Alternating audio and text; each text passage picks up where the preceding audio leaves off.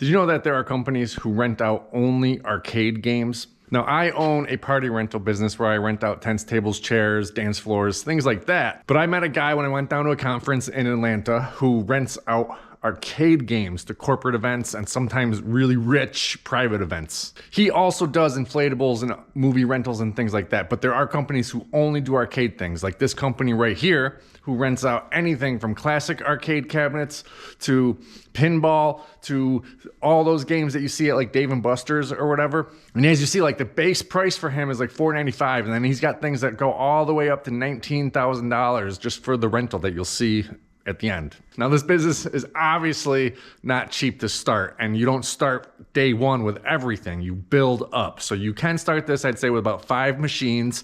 If you live in a bigger kind of metro area, you can do smaller corporate events and smaller parties, and then you just keep adding. Now, when you get to some of these really big, expensive machines, a lot of these companies don't actually own them. They lease them. So they're making payments on them each month, and then they make more money by renting it out.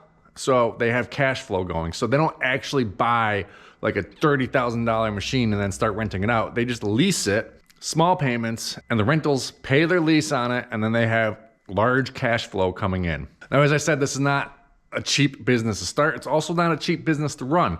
You got to have a big warehouse facility, and you also have to have box trucks. You're not just transporting these in the back of a pickup truck. Also, with these companies, it's very hard just to do it around your area. Nearly all these companies travel around their region, and a lot of them travel nationwide. Obviously, if there's a corporate event or rich person rich enough to do this, they're also willing to pay the massive delivery fees to go across the country with all of this equipment. So obviously this business is not for everyone. It's hard to get into, it's expensive to run, but it is fun, it is unique, and you make massive amounts of money. Just involves risk, large investment, and the vision.